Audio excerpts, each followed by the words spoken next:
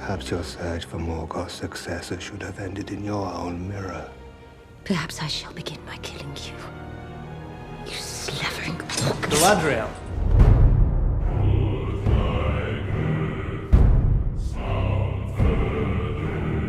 Almares, senhoritos e senhoritas, o meu nome é Pedro. O meu nome é Minas. Tô com saudade. Falar élfico. Meu nome é Baesso. Aqui é o matador de vagalumes. Olha. Que isso? O cinzento. Cássio, o de muitos nomes, né? Isso. Então, Cássio, Padre Cássio aqui da Paróquia Nossa Senhora da Esperança, Asa Norte, Brasília. Cássio, seja muitíssimo bem-vindo.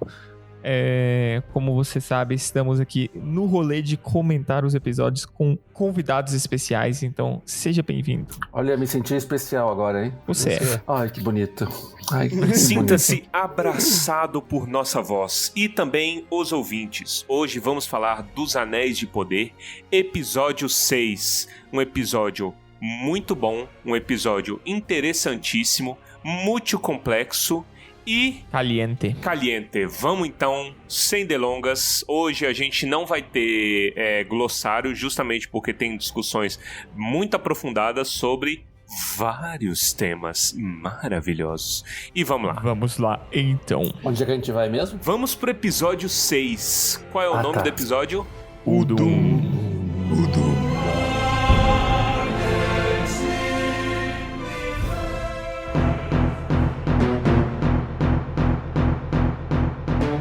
E eu quero começar trazendo tradução. Vocês sabem qual que é o significado de Udum? Inferno. Por isso a gente trouxe o papo. Entendeu? Olha. É justamente isso. Inferno. Assim, uma das traduções é planície negra, abismo negro, uma coisa assim. Mas o mais próximo que eu acho que a gente pode colocar é inferno, que é o que acontece nesse episódio. Você não acha que é um certo abuso das pessoas colocarem um nome em élfico e não falar a tradução durante o episódio e ser o nome do episódio? Eu acho que não. Eu acho que faz parte do Tolkien. Que o Tolkien é assim. É verdade. E do tipo, se quiser saber, vá procurar, meu filho. Valer.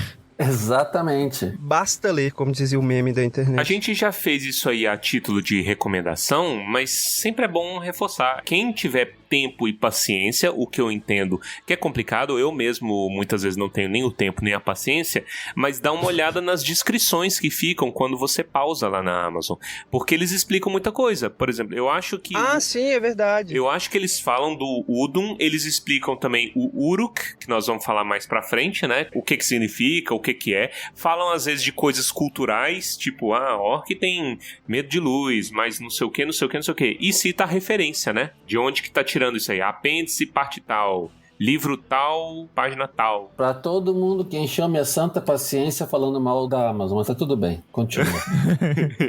Só pra começar dizendo, outro dia eu recebi uma mensagem dos Estados Unidos me dizendo, você não acha que roubaram a essência de Tolkien? Ai, gente, só pra começar a nossa conversa assim, vai estudar, tá? Obrigado. Vai ser feliz, cara. Vai beber uma água, sei lá, dar uma desestressada, entendeu? As pessoas, 2 horas da manhã, não consigo parar de pensar em como os livros foram destruídos. Aí você olha pra trás e o seu livro tá lá igualzinho. Eu acho que esse papo diminui o Tolkien, sabia? Porque como é que a Amazon teria o poder de tirar... Como é que é? De tirar o valor da obra de Tolkien. Mas olha o que você tá falando, né? Mas tudo bem. Os caras que falam isso juram que eles estão defendendo a obra. Eles estão afastando pessoas, né? E não tem nada mais digno de Udum que afastar as pessoas, dividir as pessoas. Então fica aí. Falou bonito, hein? Falou bonito. Eu vou pensando cada vez mais que a gente tá numa cultura dos haters. E é engraçado que hater tem de tudo que é lado, né? Mas, na verdade, eu vou entendendo cada dia mais que toda obra do Tolkien, que é uma obra para congregar, quando alguém invoca Tolkien para ser hater, não entendeu absolutamente nada do que ele está fazendo. Eu só partilho uma experiência. Eu tive em Oxford agora, no ano passado, por conta de um congresso, e fui até o túmulo do Tolkien. Encontrei por lá uma japonesinha ajoelhada rezando. E eu estabeleci com ela um contato muito interessante. Começamos a conversar, ela era budista, e estava rezando para Tolkien no túmulo dele, né?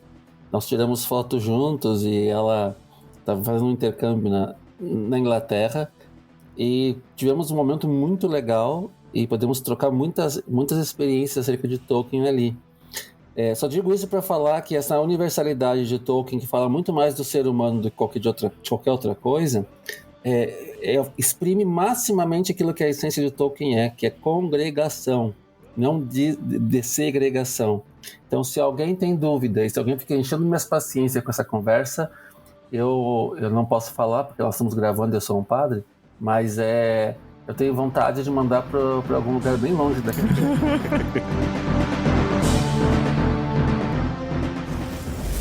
For the first time, we do so, not as unnamed slaves in faraway lands, but as brothers and sisters in our home.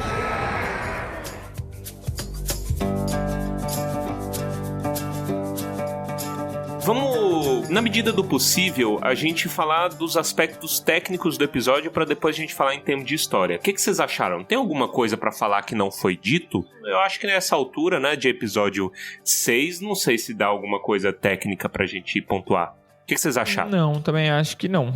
Eu acho que tecnicamente a série tem sido consistente. O problema é o resto que não tem sido.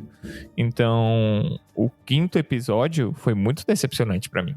Porque eu não vi nada acontecendo. Mas ainda mais comparado com esse, né? Isso. Exato, mas talvez foi essa a intenção, entendeu? Aumentar o peso desse. Eu li como o 5º episódio preparando pra esse. Quer dizer, quando acabou o 5º, eu já esperava que o 6º viesse pancadaria. Isso eu não tinha a menor dúvida.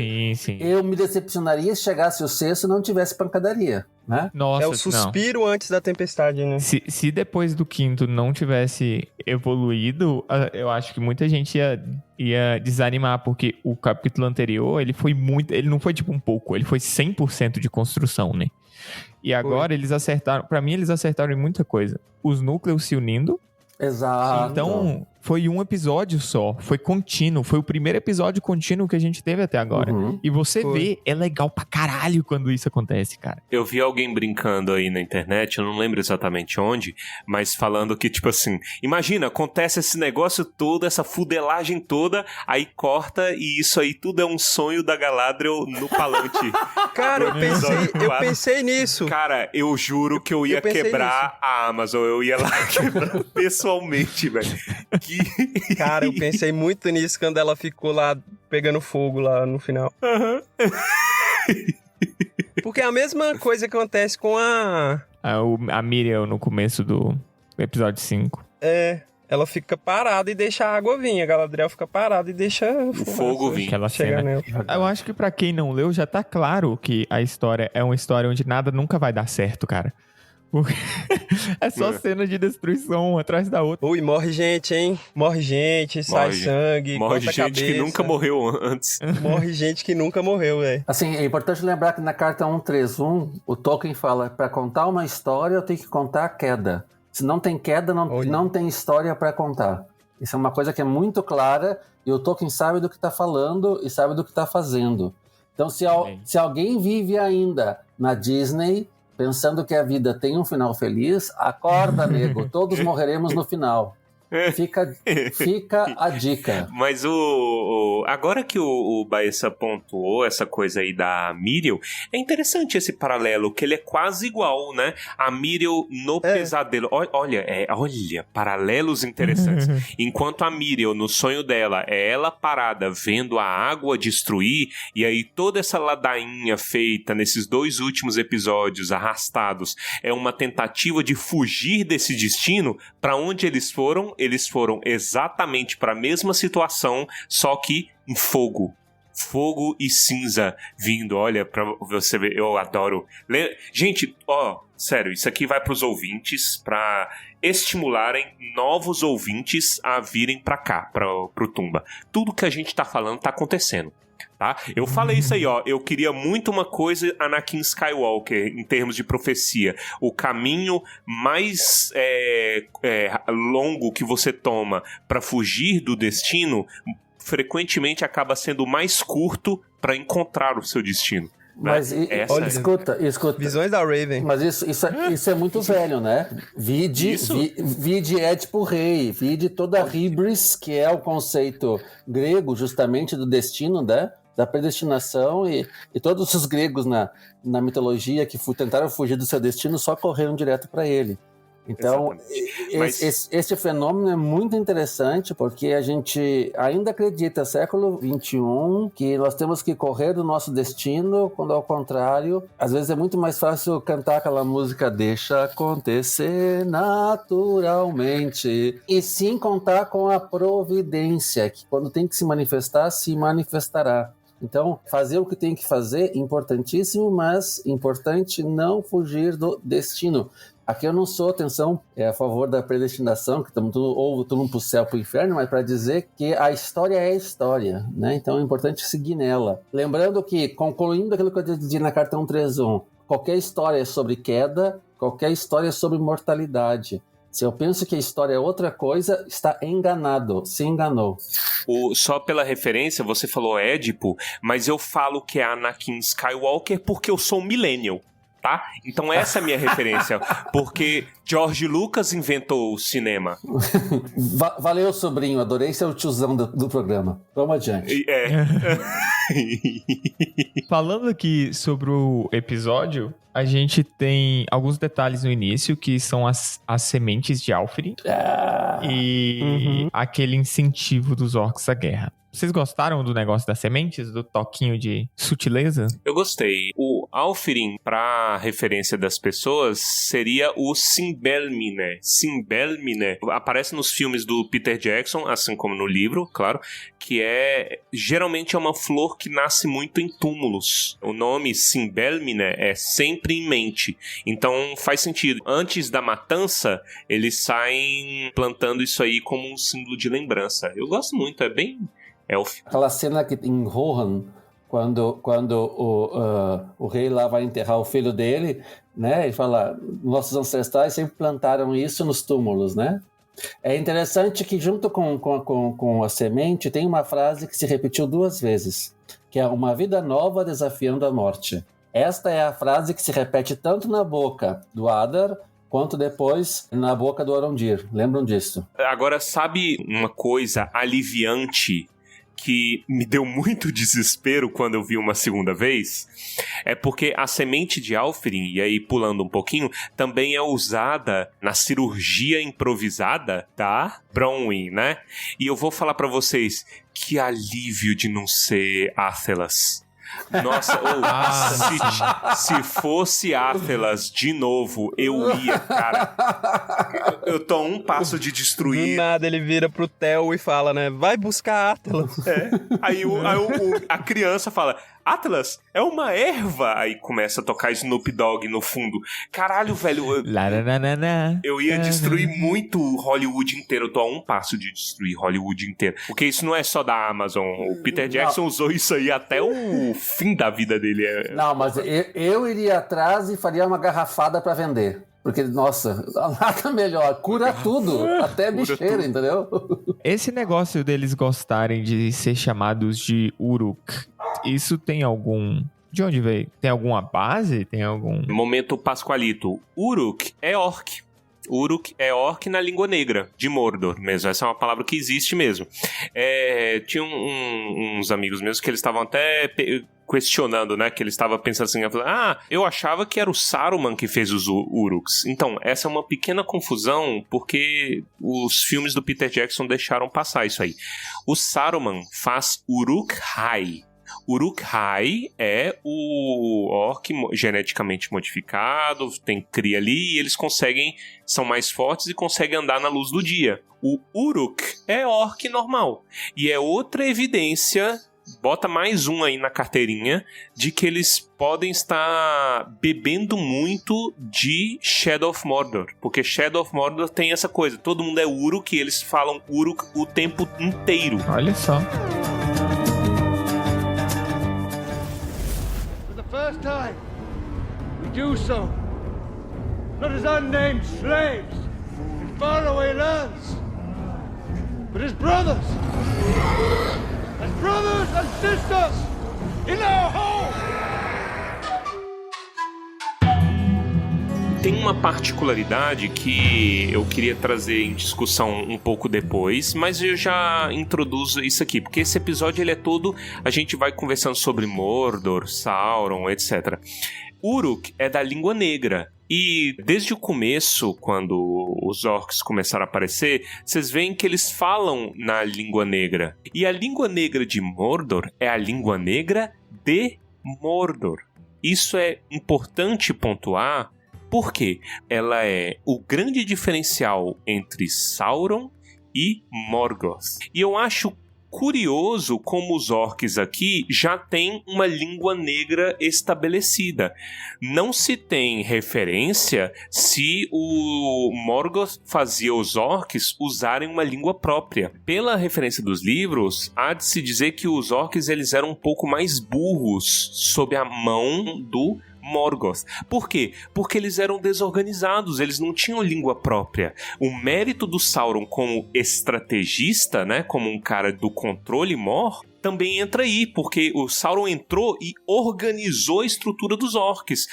Um exército organizado com língua própria tem identidade. Entendeu? Então um povo tem identidade consigo, organização. Você vê que eles já têm ali na série da Amazon, né? E é difícil você separar o que é o que, mas o que eu acho estranho é eles já terem uma língua estabelecida que não foi o Sauron, teoricamente, que ensinou. Considerando que o Sauron tá aí sumido, né? Ninguém sabe aí o paradeiro dele. Então, a não ser que seja uma coisa pregressa, ou a série tá querendo dizer que todo orc tem essa língua já por padrão, não sei. Mas vocês entenderam a diferença?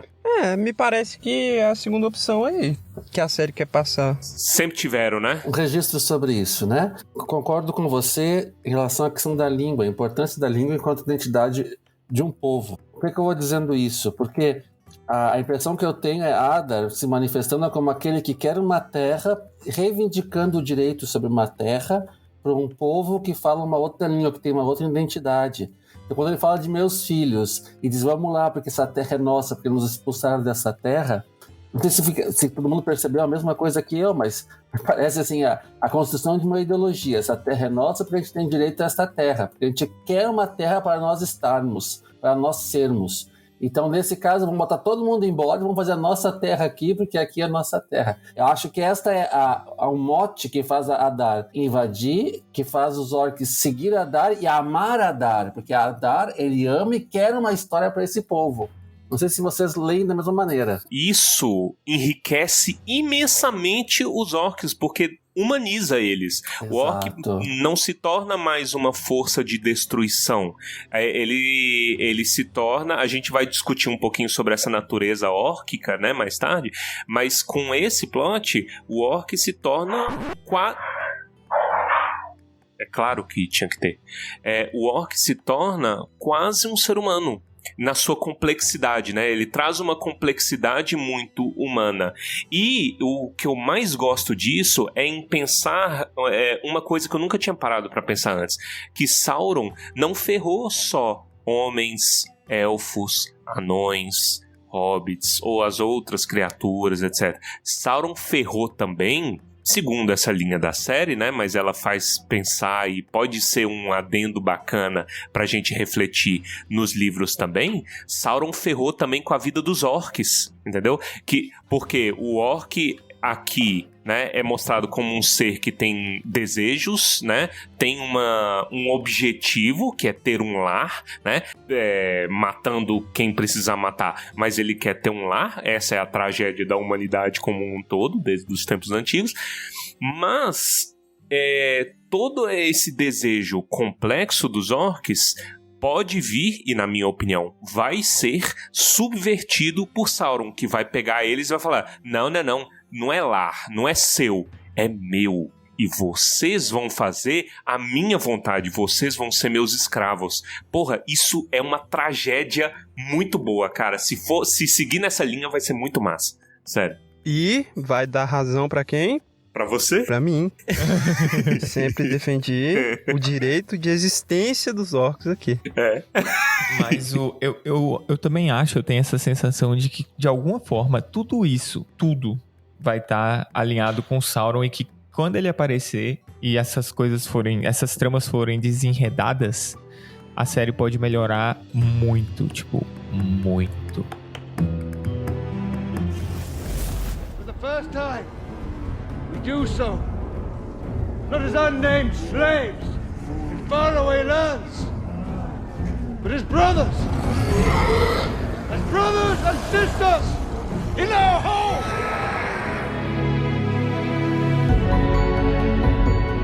Sim, eu acho que tem que surgir a fala, e talvez dando um pulo aqui já, entre a Galadriel e o Adar, porque, afinal de contas, o Adar é ou não é? Então ele é? Será que ele é? Porque ele fala lá, eu matei o Sauron, parti ele no meio. Esse partir ele em dois, isso me deixou coçando a cabeça e os cabelos que eu não tenho. Por isso que eu acho que, assim, acerca disso, ele fala, o Sauron escravizava e eu dou liberdade pros orcs. Então, eu fiquei coçando os cabelos aqui, né? Naquela fala dele, e me fez refletir muito sobre quem é o Adar de verdade. E sabe o que é irônico? A gente estava discutindo isso muito recentemente. Acho que no episódio 4 a gente levantou a bola da possibilidade de Sauron estarem, de alguma forma, exercendo influência em vários lugares ao mesmo tempo. Eu acho que isso talvez seja um reflexo disso. Realmente, meio que isso que o Cássio falou, dele ter encontrado uma forma de agir em vários pontos, de formas diferentes, e depois absorver isso em um momento só, quando ele voltar ao poder. O que acontece, essencialmente, né? A gente tá indo e voltando porque é um capítulo que teve várias conversas muito boas, e isso pra mim é algo que fez falta em alguns momentos. Diálogos nível os Castlevania que o Torres fica morrendo lá. Basicamente, a Galadriel e a tropinha de Númenor tá vindo, e o pessoal tá lá tentando se defender. Você tem um início que é aquela defesa, né? Eles abandonando aquele forte. A gente não sabe quando tá assistindo que eles abandonaram, mas eles dão um jeito de atrair os orcs pra dentro e derrubar um monte de pedra através de legolagens do Arondir. E esse capítulo está 100% legolado. E mais do que isso, está bom. Eu gostei muito das acrobacias do Arondir, e ele faz várias. Eu gostei muito das acrobacias da Galadriel, ela também faz várias, principalmente de esquiva, que a gente já viu ela fazendo no último capítulo. Mas uma coisa que eu achei engraçada é todas as vitórias dos sulistas foram através de Esqueceram de Mim. Esqueceram de mim? Esqueceram de Mim. Eles vão e fazem armadilha, e a armadilha é ligeiramente tosca, mas funciona. Vou derrubar a torre vai cair pro lado certo e vai matar os caras. Aí depois eu vou fazer um buraco no chão, eu vou jogar um negócio queimando, não sei o que. É muito Esqueceram de Mim. Eu gostei muito de ser tática de guerrilha. Eu tava achando que ia ser tipo last stand na torre só. Aí quando eu vi que tem táticas de guerrilha, eu falei assim, interessante. Então, mas as táticas deles, é justamente isso, as táticas deles são simplórias. Quem realmente sabe de guerra ali é o Adar, e ele só precisa fazer uma jogada pra ganhar. Ele subestimou o pessoal na primeira vez, porque não tinha como eles resistirem, mas aí depois ele fala, beleza, então eu vou tratar vocês como vocês devem ser tratados. E faz um joguinho de guerra e acabou. Tipo, literalmente acabou. Tem uma coisinha que me incomodou, assim, mas nem tanto. Eu consigo supor o porquê, mas eu vou trazer aqui em pauta. Que, sabe o que eu achei? Eu achei os orcs displicentes demais. Faz sentido? Os orcs não marcham. O barulho é que tá marchando, né? Eles marchando assim. Mas quando você vê, eles estão caminhando sem postura. Até o Adar parece que é cansado, corcunda, né? E aí eu tô achando os orcs meio displicentes. Eu esperava ou mais organizados ou mais animalescos, entende? Mas tem hora que parece que tipo chamou uns moleque lá, entendeu? E aí os moleques tá tipo, e agora? O que eu faço?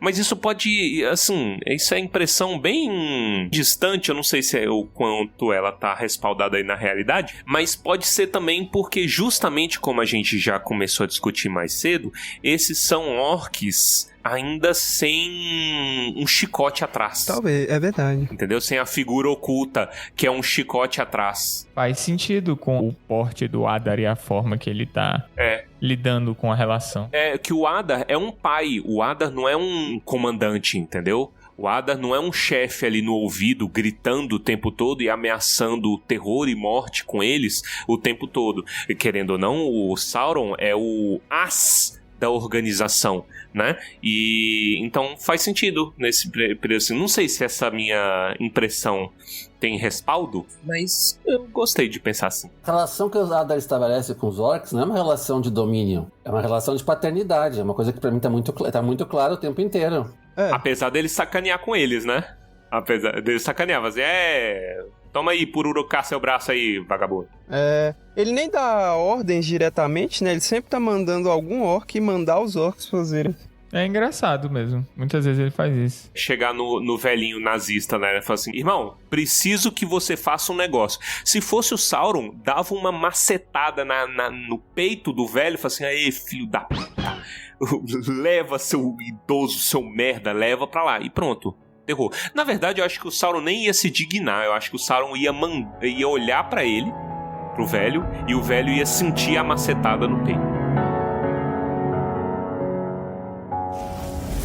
For the first time, we do so, not as unnamed slaves in faraway lands, but as brothers and sisters in our home.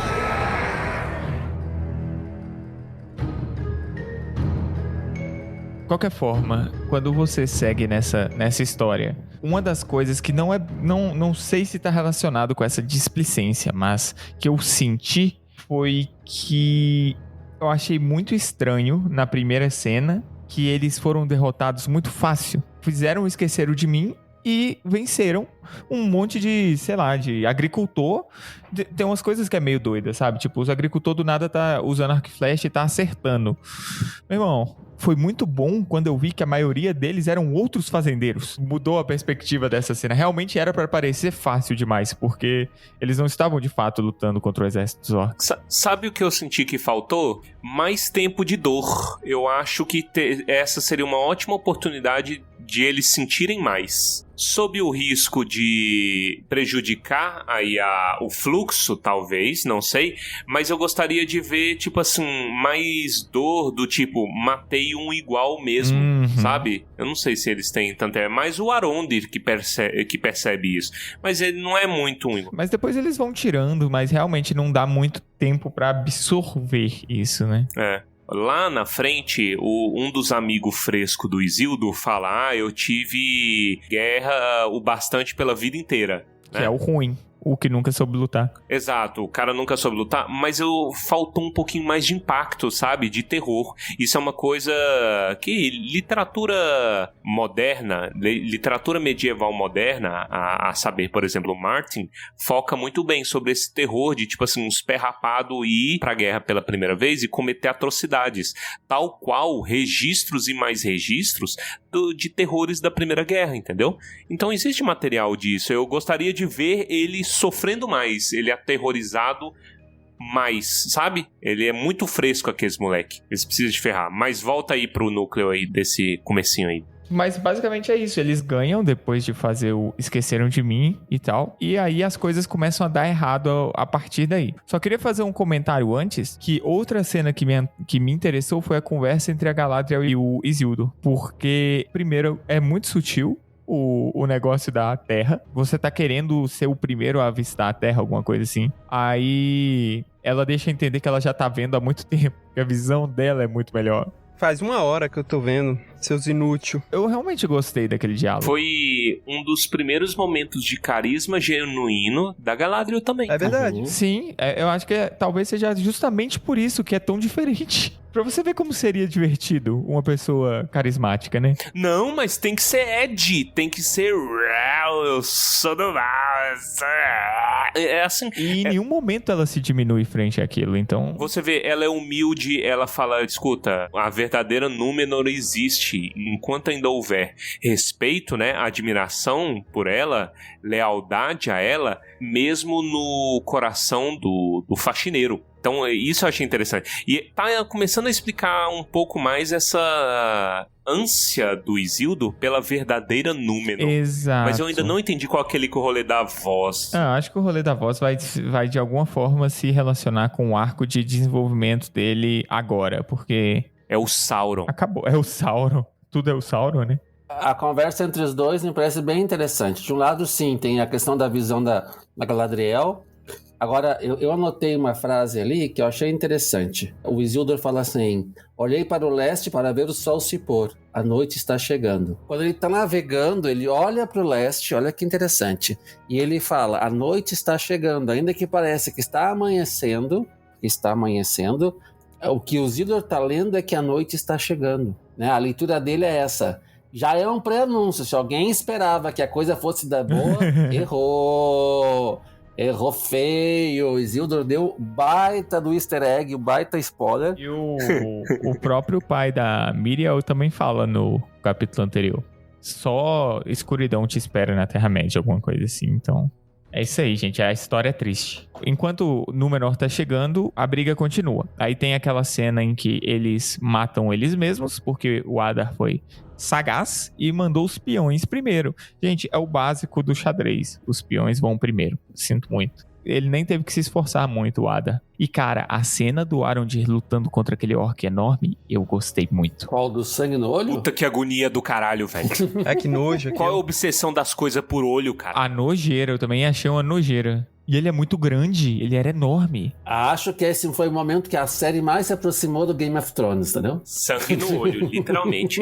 Foi tipo um boss, um chefão de fase. Foi, e ele inclusive ia perder se não fosse a menina. É engraçado que depois que ela fura o pescoço dele e cai, você vê que ela tá tipo com os dois braços inteiramente pra cima pra chegar na altura do pescoço do cara, de tão alto que ele era. Bem da hora. Nada vai chegar aos pés do que Demolidor fez, mas... É exatamente Demolidor que eu ia falar. Porque quando eu vi a lutinha, eu tava com medo de ser mais uma daquelas lutinhas Power Ranger, né, de Hollywood, em que não se tem impacto, sabe? O povo bate, mas não sente o hit. Isso baseado no que eu vi a Prime colocando, que é lógico que a Prime ia botar um spoiler disso aí, né? Mas eu gostei do resultado final. Falei assim, foi decente, cara. Foi violento, foi educativo, mas muito violento. Viva a violência! E é isso. Aí tem aquela questão da sensação de perda que você começa a ter depois dessa briga, né? Mas é meio fraca. A gente falou que da torre a gente achou que eles chegaram muito naif, muito simplesinhos, beleza. Aí levaram um cacete na questão do esqueceram de mim. Vem a Segunda Guerra, mandam os homens lá. Vem a Segunda Guerra, mandam os homens. Eles ganham de forma bizarramente fácil. E a gente percebe que a culpa foi do fato de que existiam outros homens ali. E aí, o Adar, quando ele chega com a tropa completa dele, muda completamente o negócio, porque eles não tinham mais chances de ganhar a partir dali. E eu acho isso muito louco. É plena derrota. Acabou. Uhum. Quando chega a segunda leva, é só literalmente a cena deles morrendo, tentando correr pra dentro do negócio, mas eles vão fazer o que lá dentro? Me explica. Sabe o que eu achei esquisito desse negócio? Eu achei meio burro, porque assim, vamos nos esconder nessa casinha de sapê, entendeu? Não, é ridículo, não foi burro, foi ridículo. Não, com essa galera cheia de tochas. E mais burro e mais ridículo do que isso... é o elfo esconder o objeto dentro da casinha, cacete. Sim. Pelo amor de Deus! O que ele tá fazendo? Coloca no meio do mato. Não enterra no poço. Joga não sei aonde, mas não coloca na casinha. E ele ainda deixa o Theo ver ele escondendo, né? Esse é o agravante máximo. Porque, assim, eu não julgo o Theo. Ele tava salvando a mãe dele, gente. E é muito doido, porque eu gostei que o Arondir, ele ia deixar todo mundo morrer, velho. Ele tava triste, mas ele não tava dando o menor sinal de se submeter. Vocês perceberam isso? Ele tinha consciência do que significava aquilo. Alguma coisa ia dar muito ruim com aquilo. Exato. Se o Senhor do Mal tá procurando, não é gratuito o negócio, tá ligado? Tem que ter um problemão ali. E é o que me faz pensar que esse é um dos furos. Pra mim, assim, dois foram os furos aqui nessa de roteiro, né? Primeiro é a Legoladas da Galadriel sair correndo e chegar na hora da guerra. Primeiro ponto que eu achei já o Legolas total, assim. O que ela tá fazendo correndo pra ali e chegar na hora da guerra? Vamos parar com isso. Não tinha uma tocha acesa, não tinha um palantir, não tinha, entendeu? Nenhum sinal nas estrelas, um sinal do Batman jogado no céu, nada disso. Ah, é verdade. Ela sabia precisamente onde chegar, que horas chegar, né? Pra cavalgar aquilo tudo. Nossa, é muita conveniência, velho. Ela saiu correndo e chegou na hora do sol nascer. Que foi bacana a cena, foi bonita, me lembrou pra caramba a batalha lá no Abismo de Helm. Tudo bem, ok, parabéns, um aplauso, mas que diabos ela estava fazendo ali naquele momento? Essa é a primeira pergunta que eu faço. E a segunda pergunta que eu faço, por que raios o Arondir foi colocar o objeto que era fundamental, ele já deveria ter percebido isso com a astúcia élfica dele, que foi colocar essa porcaria desse objeto dentro da casa do lobo mau, entendeu? Ou do porquinho do lobo mau, a casa de palha, entendeu?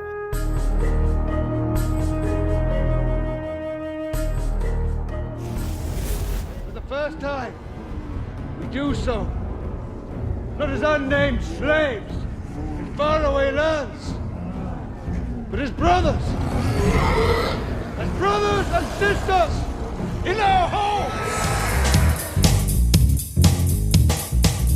Já que você tocou no assunto da mãe, teve uma coisinha meio besta, assim, né, no episódio também, que é o reviver dela. Ai, eu odeio tanto morte falsa. Ah, eu cansei dessas cenas, cara. Eu cansei, não tenho mais paciência. Essas ceninhas de reviver não funcionam pra mim mais. Nossa, ai, nossa. E o jeito que ela morre... É porque é um drama desnecessário, né? Isso. Só se ela morresse, aí poderia ser a cena. É sempre a mesma coisa. Aí vai, faz o tratamento e fica aquela cena de um olhando pra cara do outro. Será que morreu? Será que morreu? Se tá durando demais essa cena, é porque não morreu. Pô, mas o que essa mulher sentiu de dor, viu?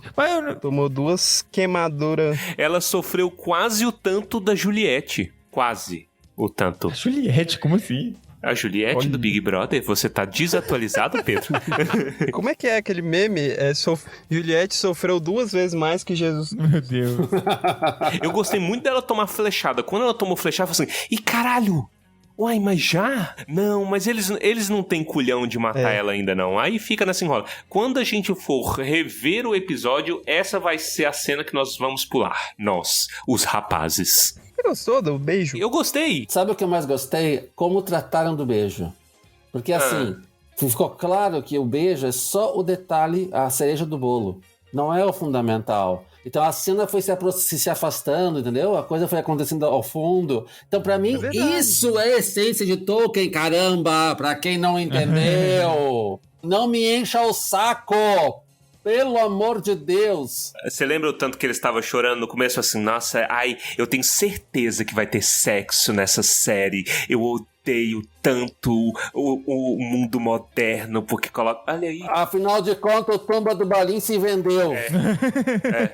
Puta merda, viu? Eu também me vendi, só quero saber quando é que vai cair na conta, o Pix. É verdade. Sabe um detalhe também, que na verdade é na cena da conversa entre a Galadriel e o Adar, que é um plano holandês, que a câmera fica torta. É verdade, o Dutch Camera. Provavelmente quis dizer alguma coisa cinematográfica que eu não tenho conhecimento pra entender. Mas eu achei legal ser torta a câmera. Esse negócio de câmera é muito doido, porque eles usam pra fazer com que você se sinta mais ansioso ainda, e eu acho que faz todo sentido com essa cena dela. Porque esse é um episódio que é 100% gatilho de ansiedade, porque é o tempo todo no... Muito bom. Já puxando aí, então, a conversa entre a Galadriel e o Adar. E aqui que tá o mistério do rolê, porque tem muita coisa legal nessa conversa, cara. Pra quem não sabe, o Tolkien ele tem uma questão em relação ao legendário dele, que é a seguinte. Ele não sabia o que ele queria. Então, a mesma história, ela tem versões e versões e versões. Nem sempre fica claro qual que é a certa, a verdadeira, e muitas vezes não é relevante, porque você quer a discussão, né? Isso não é diferente na história dos orcs. Existem várias histórias, várias versões da criação dos orcs. A gente vai discutir um pouco elas aqui. Mas antes disso, algo que é citado diretamente é a chama imperecível. A chama imperecível é o que Eru usa para gerar vida. E é isso que nenhuma subcriação dele, maligno, não é capaz de fazer. E é por isso que você tem vários problemas no Silmarillion envolvendo a criação. A criação dos anões é um problema. Tudo que vem de Morgoth é problema, né? Novidade pra ninguém. Mas eles citam diretamente essa questão da chama, o que é muito legal, mas eles não falam o nome de Eru e nem de Ilúvatar nem nada. Provavelmente por uma questão de direitos, né? É questão cultural dos elfos também, porque eles chamam Eru de o único, né? Então, havia Eru, o único, e aqui ele fala The One, né? É isso. E aí, o Pedro já citou, né? São várias as origens que o Tolkien pensou para os orcs. É importante a gente citá-las aqui. São 3 principais origens. A primeira é o que os orcs seriam Maia, vários, né? Maias, eu não sei o plural de Maia, é difícil falar. Mas o orc seria um Maia decaído, né? Então, um espírito angélico que vira um demoninho. A segunda, que o orc seria um autômato, então seria basicamente um robozinho. Um robô sem alma que faz as vontades. É programado para ser um escravo, para ser um servo do maligno, etc. E a terceira versão, que é a versão que foi publicada no Silmarillion, que é o orc sendo um corrupto, né? Um elfo corrompido. Pegou as criaturas e Morgoth corrompeu eles. Faz diferença essas 3, porque a versão plausível implica diretamente na discussão que se tem nesse episódio, que é o quê? O orc tem chama imperecível, segundo Adar? Sim. Então, provavelmente, a versão que eles estão trucando aqui é que o orc é um elfo corrompido. Eu acho isso excelente. E lembra que episódio passado eu pedi, né? Falei assim, adoraria ter uma discussão, tipo assim, pô, uma pessoa e um demônio, como no Castlevania discutindo. É isso. É a discussão, o cerne da discussão é aqui, né? Sobre o que ele seria. Seria um Moriondor, o Adar. A conversa dele com a Galadriel dá a entender que existem outros. Pode haver mais, né? Como é que ele sobreviveu? Não sei. É segredo. Cara, eu gostei demais. Isso aqui foi eu acho que foi o ponto mais alto que a série atingiu até agora. Foi isso. Conversinha. O que acontece? Qual o nível de corrupção da vida como um todo? Porque se foi a chama que te deu a vida e ela se apaga, você deveria deixar de viver, não? Deveria, mas não é isso que acontece com os orcs. Ou você vira um receptáculo? Então, a chama não se apaga. Ela continua lá, porque a chama é alma. É tipo... Mas ela se corrompe? Não, a chama não é corrompida. Então, a origem dos elfos ainda não pode ser corrompida? Existe uma forma de trazer os elfos os orcs de volta? A questão da chama... Primeiro tem uma questão de ambivalência da chama, tá? Para mim é muito claro. Porque olha que interessante. Escutando vocês agora me veio um lampejo aqui. O Eru é chamado de o único, né? E é interessante porque o né? Como é chamado também o anel? Olha que interessante essa ambivalência. E a chama...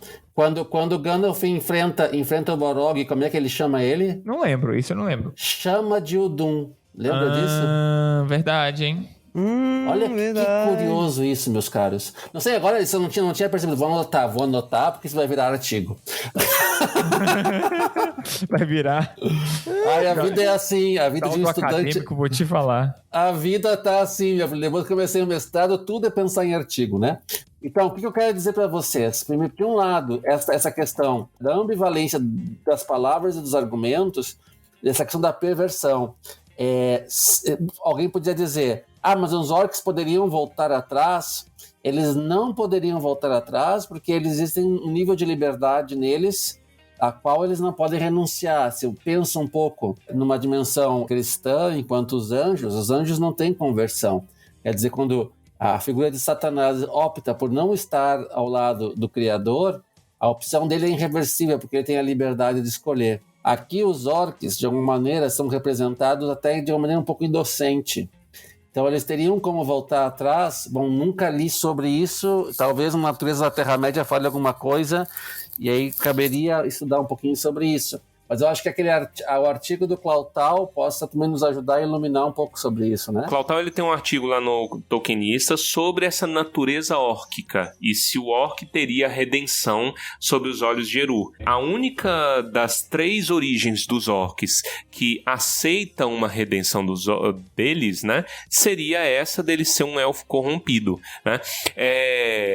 Não é muito explicado e não sei nem se precisa ser, né, essa questão de como ele é corrompido de fato, porque o Morgoth, ele é capaz de gerar uma natureza órquica, ele cria uma nova natureza órquica a partir do elfo. A chama imperecível, como a gente estava discutindo, ela permanece igual, orc tem alma, só que, veja, um orc dá a luz a um orquinho, ele não dá a luz a um elfo, né? Então você já teve uma mudança de espécie, se a gente for olhar aqui na biologia também, né? Na espécie, na maneira como o orc enxerga o mundo, essa questão animalesca, essa questão da violência, da maldade. Então, existe esse debate que ele é bem interessante. E o Adar, você vê, e aqui é a tensão da série, né? O Adar, olhando para Galadriel, ele enxerga como ela vê ele como um inferior, né? Ele fala assim, você só fala comigo olhando para baixo, né? A Galadriel. E aí eu adoro isso. Eu adoro Peronomútil. Eu vou explicar o porquê. Eu adoro essa discussão do Adar, tipo assim, bichinha, parece que não é só eu que fui corrompido pelo Morgoth, não. Porque a Galadriel tá com sangue no olho pra matar ele. Você é um inferior. Isso é muito claro. Isso é muito claro. Ela tá com sangue no olho. Tipo, eu vou te matar, eu vou te destruir. Eu falo assim, irmã, pra que é isso? De novo, volta pro argumento que a gente já tem feito há alguns episódios, como o mundo, né, do Senhor dos Anéis, Anéis do Poder, não se rebaixa às loucuras da Galadriel. Entende? Então ela tá sendo uma psicopata, mas o Adar ainda tem um poder moral sobre ela. Fala assim, olha, cara, você já tá perdendo o controle, a gente não é muito diferente, olha esse teu sangue no olho aí. Isso foi, né, muito legal. Aí, só pra justificar o meu peronomútil, por que eu não gosto tanto disso? Eu gosto pra caramba, mas não tanto, porque é a Galadriel. Eu não acho que tinha que ser a Galadriel aí, entendeu? Eu não gosto de que seja a personagem Galadriel. Poderia ser qualquer outro elfo, a Galadriel não. Isso me fez pensar, e assim, tá aberto a discussão, mas isso me fez pensar que talvez realmente não deveria ser a Galadriel a frontwoman desse projeto. Entendeu? Eu acho que ela não poderia ter sido a personagem principal, mas poderia ser uma outra personagem. E aqui fica a minha sugestão, Celebrian, filha da Galadriel. Entendeu? Porque a menina já parece, mesmo entendeu? A Morphid, ela é igual a Galadriel. Eu acho que poderia dar, não apenas poderia dar certo, como seria uma forma deles terem mais liberdade ainda de mexer, né? Porque a Celebrian não se sabe nada sobre ela. Você pode fazer ela como você quisesse. Exatamente. Eu acho que talvez seja um pouco disso que eles perderam a oportunidade de explorar melhor os personagens que estão mais livres. E ela seria um ótimo exemplo. E aí a gente poderia ter uma Galadriel mais política, né? Que eu pessoalmente sinto falta. Não que eu acho que a Galadriel tenha... Não precise estar, não seja capaz de se resolver. Todos os problemas seriam resolvidos. Manda aí, gente. Acho que antes da série, a gente gravou aquele episódio, não sei, na verdade eu não lembro quando foi, que eu trouxe uma questão, que é o nome Galadriel, né? Tá sendo usado na série. Que, na verdade, a gente não sabia como ela ia ser chamada, né? E aí eu falei que eu trouxe a questão de quem deu o nome Galadriel foi o Celeborn, né? E o Celeborn não apareceu, não sei. Como ela é conhecida como Galadriel? Por quê? Exatamente. Olha, você resolvia tudo. Eu acho que de uma forma geral teria menos reclamação dos... Eu acho que não, porque essa série tá condenada a ser hateada. Sei. Desde o momento que ela nasceu. Independente do que acontecesse. É o crepúsculo do nosso tempo, entendeu? É um monte de gente que não viu, mas que viu, escondido, e fica... E aí, A conversa com Adar é boa também por outros motivos, entre eles Sauron. O pessoal lá no Tumba tava pilhando um especial de Sauron. Eu vou queimar a largada e falar o que eu queria falar num eventual especial de Sauron. Eu gosto que esse episódio, principalmente quando o Adar tá falando, que depois que o Morgoth morreu, Sauron se dedicou a curar a Terra, né? Eu vou resolver a Terra. Mas percebam que o Adar fala que ele resolveu organizar a Terra-média. A Terra-média tem um problema e eu vou organizar. Brother, isso daí é Tolkien 101. Isso é Sauron 101. Porque depois que o Morgoth morre, né? Ele é derrotado. O Sauron entra nessa de ficar na encolha, né? E percebam que não é dito assim, que se isso é intrinsecamente bom ou ruim. O Sauron é a epítome do fins justificam os meios. E eu acho interessante como os dois Dark Lords, né, do Legendário, eles são duas metades, do Yin e Yang, dos extremos do Yin e Yang. Como assim? Yin e Yang, ele é uma figura, todo mundo conhece, sabe o que é, mas que ela evoca o conceito de ordem e caos, né? Sauron e Morgoth são, respectivamente, os extremos de ordem e caos. Enquanto Morgoth é extremo caos, né?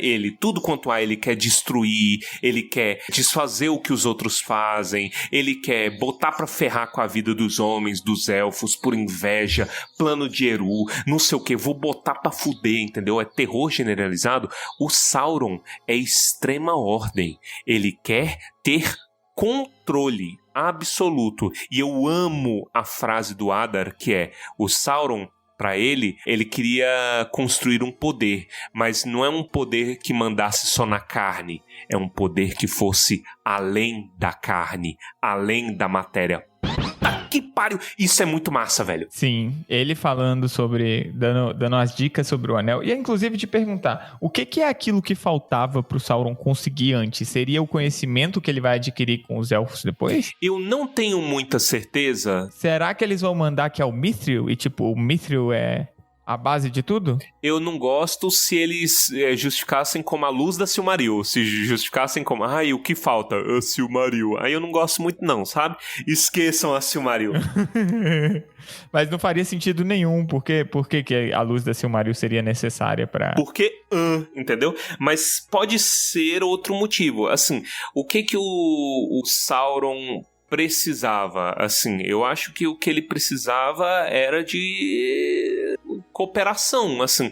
Porque o Sauron, ele é muito artífice. O rolê do Sauron, em parte, além de poder puramente dito, é de ser artista. Sauron é artista, ele é cria do Aule. E aí, precisou de, sei lá, você vê que tem elementos aí do Fëanor, né, porque o Fëanor era mais artista do que o Sauron, digamos assim. Ele foi o maior no seu ramo, né? E parte do conhecimento do Fëanor, grande parte, passa pro Celebrimbor, né? Então, sei lá, o que ele precisa? De alguma coisa élfica no meio que ele sozinho não conseguiria.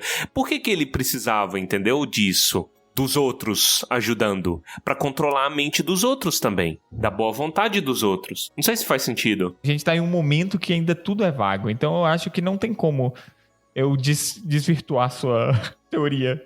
Pode ser. Mas só um pouquinho, eu vou puxar aqui, porque eu tô escutando vocês falar, né? E me lembrou muito do Saruman, sabe? Como que até aqui, quer dizer, até a série aparecer, antes tinha sempre essa contraposição Sauron e Saruman, né? Saruman era o cara da tecnologia, né? O cara do novo.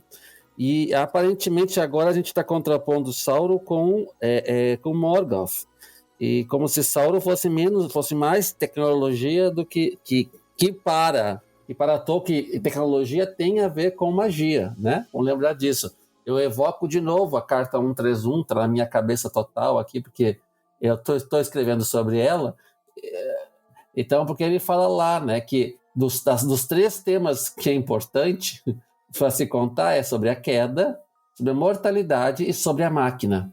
né? São as três coisas. E quando fala da máquina, a máquina ele fala assim, a máquina é a nossa forma moderna mais óbvia, embora mais intimamente relacionada com a magia do que se costuma reconhecer. Então, para ele, a máquina é magia. E aí eu penso um pouquinho no Sauron, quando a espadinha vai lá, vira, e aquela máquina desencadeia todo o processo da criação de Udun, né? Então, eu percebo ali que é magia. A magia de Sauron é, sim, ordem. É, sim, ordem no sentido de evolução, de máquina, né? Nesse sentido.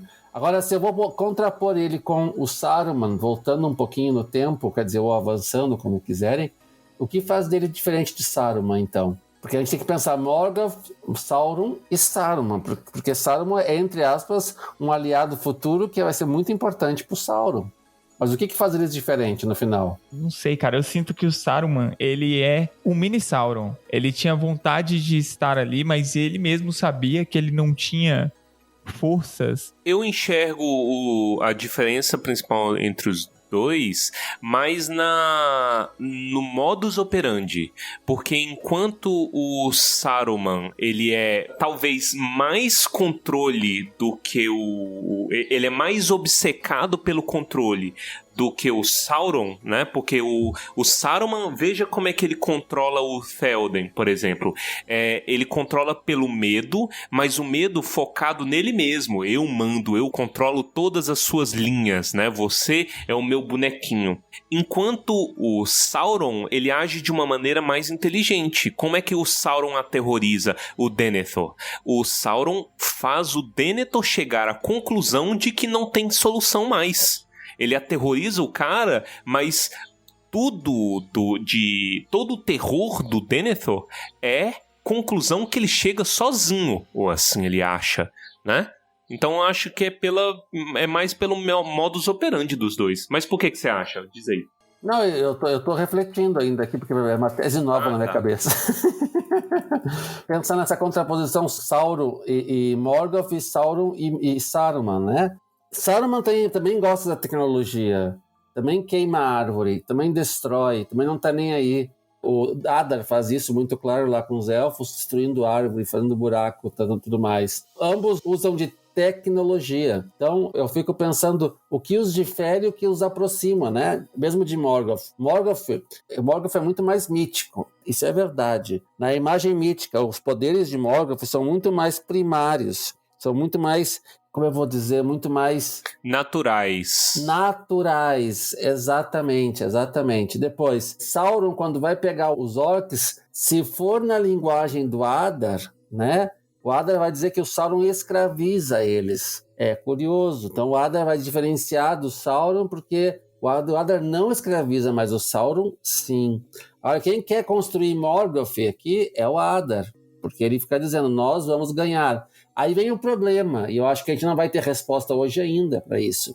Por quê? Porque a gente não sabe quem é o Sauron e se o Sauron vai aparecer. Então, se Sauron é Adar, bateu, né? Se não é, ok, então quem é Sauron, né? Qual é o objetivo dele aqui? A gente vai ter que esperar mais uma temporada para descobrir.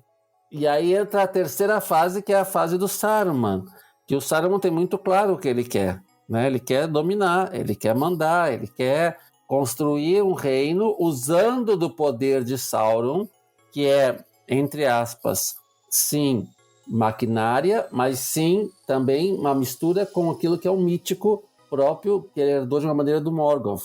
Então, na medida que eu vou me afastando do Morgoth, o mítico de uma magia natural ou supernatural vai se afastando, a perversão desse supernatural, e eu vou me aproximando cada vez mais da magia maquinária, como uma maneira de perverter a natureza. Então, eu acho que esse processo tem que ser muito bem estruturado na nossa cabeça, nessa imensa raciocínio, esperando o que a série espera nos dizer. Ela vai ter a habilidade suficiente para nos contar como se deu essa mudança de Morgoth para Sauron, de Sauron para Saruman. Não sei se foi uma viagem muito grande que eu tô fazendo aqui, mas me parece interessante.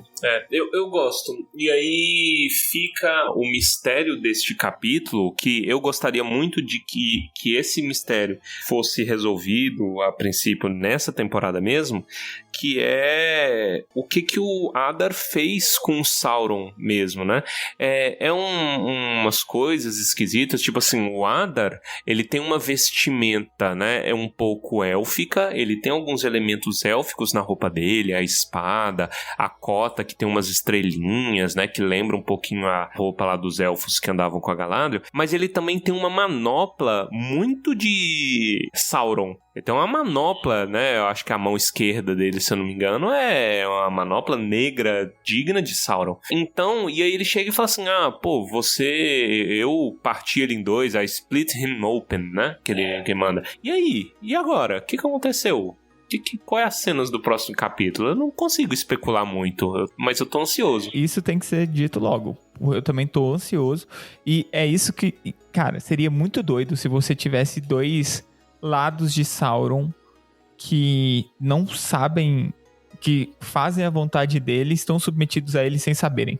E o Adar poderia ser um desses. E isso seria da hora. E talvez a tese poderia ser mais corroborada nesse sentido, que o anel seria o momento da unificação do Sauron. Genial! Que busca no anel a unificação, tanto é assim que ele está presente, mas só vai conseguir se materializar finalmente quando ele tem o anel. Que acontece lá na Guerra das Lágrimas Incontáveis, e quando é partido ele desaparece, mas não definitivamente, porque o anel existe. Mas o partir em dois também realmente reflete muito também essa questão do mundo material e imaterial. Sem dúvida, sem dúvida. Então, o Adar está preocupado com uma coisa, fazer um reino para os orcs. O Adar está preocupado em fazer um reino para os orcs. O Sauron não. O Sauron está preocupado em dominar a Terra-média inteira. E veja, e como eu pontuei ali no começo do episódio, eu gosto muito, me parece que é essa linha que eles estão querendo seguir, eu vou gostar muito se os orcs e o Adar forem ludibriados, sacaneados pelo Sauron também, entendeu? Então, Sauron rouba até a terra dos aliados dele, das criaturas dele. Né? Eu tô interessado, cara. Pintou muito bacana.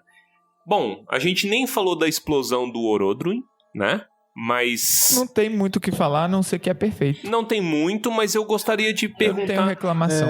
Ô, engenheiros, eu quero perguntar aos engenheiros. É assim que vulcão funciona? Você joga água e ele vira uma bomba nuclear? Se fosse no Minecraft, ia virar Obsidian. Referência aí pra você. Sabe por que eu fiquei meio intrigado? Porque é um volume muito grande, cara. É um reservatório de uma hidrelétrica inteira que cai na montanha. Entendeu? E é um fluxo constante. Verdade, Uai, como assim? Verdade. E é curioso porque a gente tava achando, e na verdade é também, né? O túnel é tanto pros orcs chegarem lá no lugar de atacar, pra água passar. Quanto pra água passar, E de novo, evoca o que o Cássio já vem falando sobre maquinário, e isso é Tolkien 101 de novo. Por quê? Isso é o que orc faz, cara. É engenharia, é aqueduto. Engenharia. Entendeu? É aqueduto. Os caras fizeram um puta aqueduto rápido, diga-se de passagem, para toda a estrutura para alimentar as caldeiras da Montanha da Perdição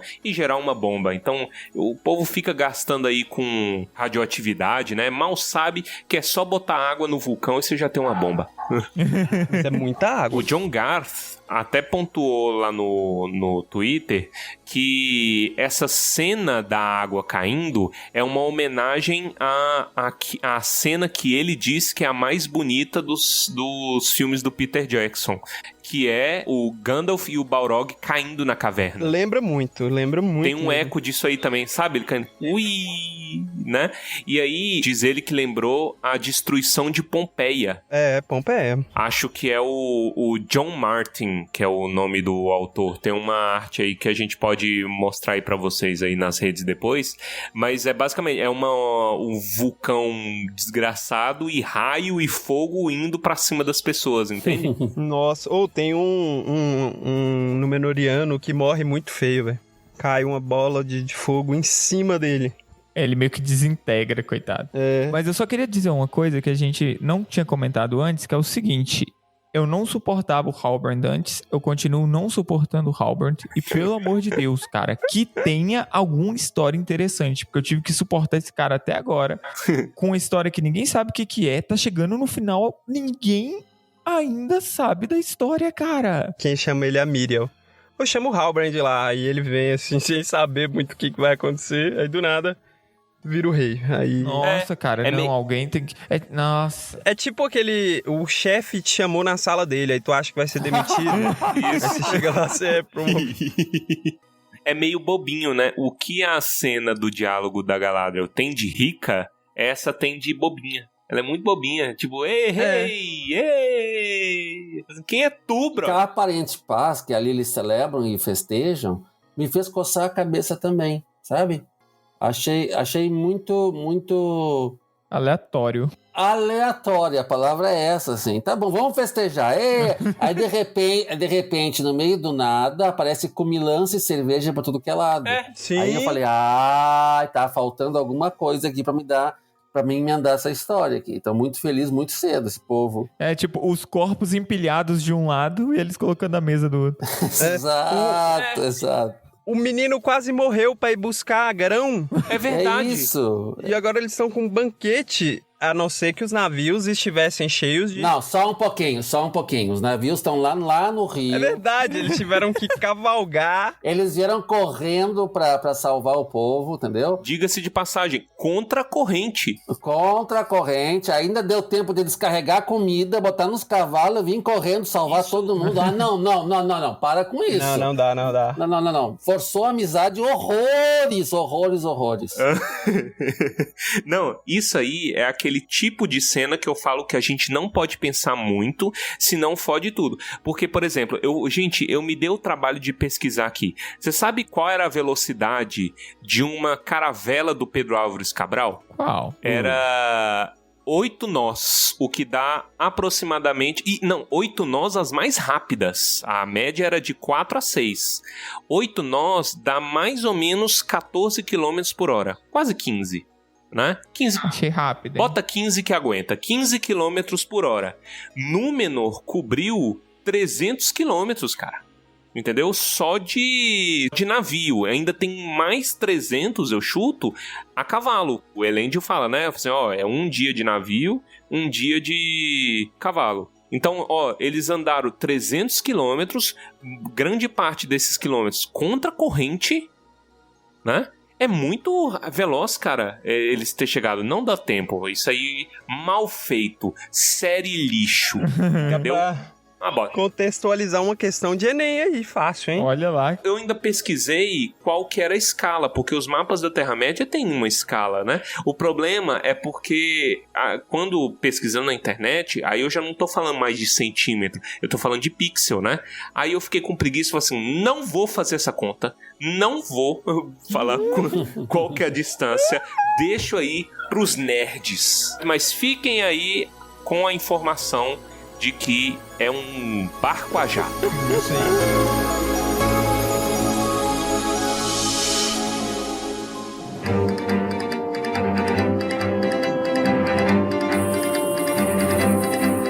E com isso, então, encerramos aqui mais um episódio de Tumba do Balim, naquele que foi o melhor episódio da série. Vocês podem não concordar e eu não me importo. Muito obrigado a todos que têm nos acompanhado. Obrigado a você, ouvinte. Obrigado por você que divulga. Cara, que legal. A gente cresceu muito, tem impactado muitas pessoas. Vocês têm mandado mensagens muito legais e é isso. Tolkien é isso. Como o Cássio disse, Tolkien é unificar. E falando nele, Cássio, muitíssimo obrigado pela presença. Nossa, uma alegria sempre grande estar com vocês, meus caros. É uma alegria muito grande, como diz o Sérgio, falar de Tolkien com vocês. É sempre um prazer imenso. Tolkien tem me ajudado sempre muito a perceber o bem que a humanidade tem e pode fazer, e o bem que a gente pode fazer, e também as nossas escolhas erradas também podem, o mal que podemos fazer. Mas para dizer a todo mundo, né? Eu me alegrei demais de estar com vocês. Eu citei aqui várias vezes a carta 151, atenção, a carta é 131, pequeno erro de número, por favor, não levem em conta. E agradecer demais o convite de vocês, a amizade do Tumba do Balim, a amizade também de outros que têm manifestado carinho por mim, pela minha pesquisa, sobretudo. Estamos por perto aí, qualquer coisa pode chamar que eu venho com alegria. Isso aí, muito obrigado, Cássio, tamo junto. E vamos agora então para os comentários cretinos extremamente sucintos do episódio de hoje. E eu vou falar que o Adar já estava libertado na última cena. Agora digam aí quem que liberou ele. Durmam com essa e a certeza de que foi o Theo. Theo sedento por poder depois que ele perdeu a arma. Tudo isso aí começou por conta da 51 e do derby que deram pro menino no episódio aí, entendeu? É assim que você perverte a criança. Não, vamos lá então com Baessa. Cara, muito fácil ser rei ali nas terras do sul, né? É só você ter um colar, cara. A mulher só olhou pro colar e falou, impossível alguém, ter pegado esse colar de alguém. É ele mesmo. Então, você é o rei. Aí ele fica lá com um sorrisinho amarelo. Peguei isso aqui de um corpo morto na estrada e agora eu sou rei, olha só. Não sei. Se tivesse outra pessoa com o colar, ela também seria coroada? Oi, vai falsificar. Se chega um falsificado lá. Essa cena é tão bestinha que todo mundo, tipo assim, tem um cara que tá a uns 20 metros de distância do cara, parece que tá vendo o colar, fala, nossa, ele é o rei mesmo. Mas basicamente, Númenor chega, coloniza e diz quem é o rei. Então você não tem opção. Entendi. Até aí tudo bem. Vamos lá então com Cássio. Então, pra mim, a coisa é o pacote fechado que ninguém abriu. Como é que pega o pacote fechado e não abre? Pra mim, sim, concordo. Pra mim, isso foi a Legoladas do século, entendeu? Assim, tipo, a coisa mais ridícula da face da Terra. Se fosse brasileiro, eu tenho certeza que teria aberto. Certeza, mas certeza. Quem é que pega um embrulho e não abre? Fala pra mim. Não. Ainda mais se é uma coisa importante. Então vamos parar, né? Vamos parar. Cara, eu não sou trouxa. É um pano. Como é que a pessoa pega um pano enrolado num machado e não consegue diferenciar de uma espada? Esse pessoal é muito... Mas a Galadriel, ela não sabia que a espada preta doidona existia. Verdade, a culpa eu imagino ela Galadriel. abrindo, vendo o martelinho e falando, caramba, Ele só fala por que me fizeram correr atrás do martelinho? É verdade, eu acho. A única pessoa que saberia o volume seria o moleque, né? Tanto é que ele desconfiou pelo pedaço. E o Arondir é o Arondir também, Você vê né? que a Galadriel trabalharia... A Galadriel seria uma boa funcionária do correio, né? Já tá prontíssima, né? Vamos encerrar agora então com Torres. Gente, me tira uma dúvida aqui, porque o meu comentário é um comentário geral sobre a série. Quanto é que será que custa? Quanto é que será que ganha um consultor da Amazon? Estão falando aí de que todo mundo é vendido, né? Todo mundo que se propõe a ver coisas com bons olhos é vendido. Quanto é que ganha um consultor da Amazon? Não sei. Deve variar entre R$2 e R$4. Não, eu acho que o consultor, sabe? Porque eu quero ser um consultor, cara. Tem uns diálogos tão massa que eu falo assim, eu gostaria de ajudar a Amazon. Eu acho que um consultor da Amazon deve tirar aí uns R$2.600 limpo. Né? Aí tira mais um vale alimentação, deve ir lá para uns R$2.630, eu acho. Eu acho que, vai um dinheiro bom. Eu queria. Bravo. Tá valendo. Torres consultor da Amazon. Vamos fazer essa campanha? Eu gosto. Vamos. Currículo manda o comentário cretino. Onde é que manda o currículo? Eu quero R$2.600. Essa é a meta. Não se vá.